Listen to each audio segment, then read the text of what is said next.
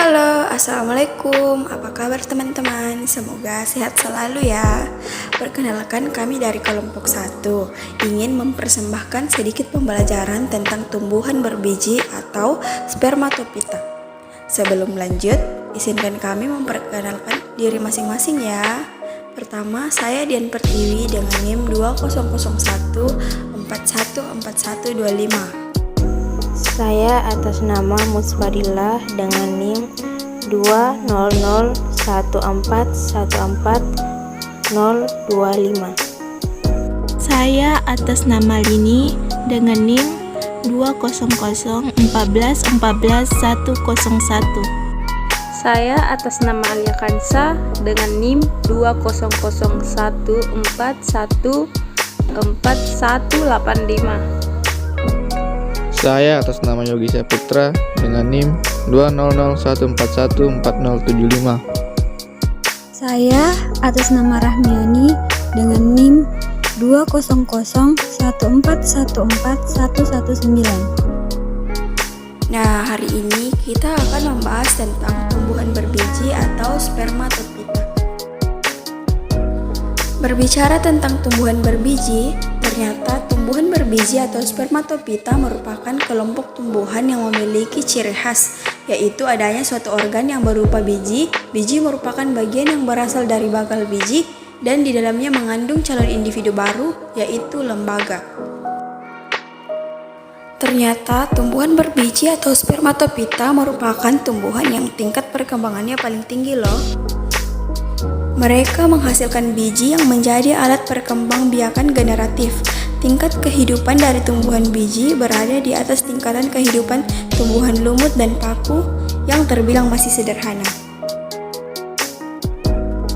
Penempatan tingkatan kehidupan tumbuhan biji ini didasarkan pada ciri-ciri yang kompleks dibandingkan jenis tumbuhan sebelumnya. Nah, apa saja ciri-ciri yang kompleks tersebut? Yuk simak penjelasan dari Musfadillah. Baik teman-teman, perhatikan ya mengenai apa saja ciri-ciri dari tumbuhan berbiji ini. Ciri yang pertama yaitu 1. Tumbuhan berbiji dapat dibedakan secara jelas bagian berupa akar, batang, dan daunnya. Kedua, tubuhnya tersusun dari banyak sel atau yang sifatnya multiseluler dengan ukuran tubuhnya atau makroskopis. Yang ketiga, pada umumnya tumbuhan berbiji sifatnya adalah autotrof atau dapat mensintesis makanan sendiri. Yang keempat, sebagian besar tumbuhan berbiji memiliki habitat di darat seperti mangga, rambutan, dan jambu. Ada pula tumbuhan berbiji yang hidup mengapung di atas air seperti eceng gondok. Yang terakhir, tumbuhan biji berkembang biak secara aseksual maupun seksual. Nah, itulah dia penjelasan tentang ciri-ciri tumbuhan berbiji. Selanjutnya, kita akan membahas tentang sistem reproduksi tumbuhan berbiji oleh saudari Lini. Persilahkan.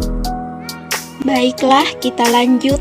Pada tumbuhan berbiji, gamet jantan atau sperma dihasilkan oleh alat perkembangbiakan jantan yang disebut benang sari. Sementara gamet betina atau ovum dihasilkan oleh alat perkembangbiakan betina disebut putik. Tumbuhan yang melakukan reproduksi secara generatif biasanya melakukan perkawinan pada bagian bunga. Spermatofita yang hidup epifit, misalnya Coelogine pandurata atau anggrek hitam, berkembang biakan secara generatif atau seksual dengan membentuk biji yang diawali dengan pembentukan gamet atau gametogenesis, penyerbukan atau polinasi, peleburan gamet jantan dan betina atau fertilisasi yang menghasilkan misal, kemudian menjadi embrio. Adapun perkembangan secara vegetatif atau aseksual dengan organ-organ vegetatif, tunas-tunas adventif, rizoma, stolon. Pertama, proses reproduksi secara generatif, yakni sebuah proses pembentukan biki yang diawali dengan pembentukan gamet, kemudian melakukan proses penyerbukan dan akhirnya terjadilah proses peleburan yang terjadi pada gamet jantan dengan gamet betina yang nantinya akan menghasilkan sebuah embrio. Kedua, proses reproduksi vegetatif, yakni proses reproduksi yang dilakukan oleh organ-organ vegetatif, contohnya seperti tunas, rizoa, atau stolon. Nah, materi selanjutnya yaitu klasifikasi tumbuhan berbiji atau spermatopita yang dibawakan oleh Ayah Kansa. Dipersilahkan. Jadi, spermatopita terbagi menjadi dua kelompok besar yaitu Gymnospermae dan Angiospermae. Inilah contoh gambar tumbuhan Gymnospermae. Ada pinus, cemara, dan melinjo. Dan contoh gambar dari tumbuhan Angiospermae ada kentang, leunca, dan pisang. Nah, pasti ada yang bingung, apa itu tumbuhan Gymnospermae? Gymnospermae atau tumbuhan berbiji terbuka berasal dari bahasa Yunani, yaitu gymnos yang artinya adalah terbuka, dan juga spermae yang berarti biji. Disebut berbiji terbuka karena bakal bijinya terbuka dan tidak terlindungi oleh daun-daun buah. Berikutnya tumbuhan Angiospermae atau biji tertutup. Angiospermae berasal dari bahasa Yunani, angios yang berarti tertutup, serta sperma yang berarti biji. Jadi, Angiospermae merupakan tumbuhan yang menghasilkan biji tertutup. Hampir seluruh tumbuhan Angiospermae memiliki bunga. Nah, itulah sedikit penjelasan dari teman-teman saya. Sekarang kita akan membahas tentang manfaat tumbuhan berbiji yang ada di dalam kehidupan sehari-hari yang akan dijelaskan oleh Rahmiani. Jadi, hampir setiap bagian dari spermatofita dapat dimanfaatkan manusia untuk kebutuhan sehari-hari loh. Misalnya saja pada 1.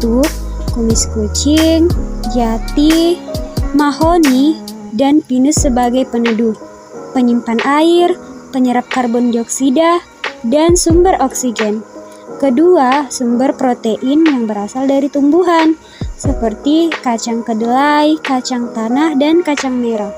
Dan yang ketiga, penghasil minyak aromatik, misalnya melati, mawar, nilam, lavender, kayu putih, dan lain-lain. Demikian penjelasan pengertian ciri-ciri, reproduksi, klasifikasi, dan manfaat tumbuhan berbiji atau spermatopita untuk bahan pembelajaran teman-teman. Semoga bermanfaat dan jangan lupa belajar. Sekian dan terima kasih.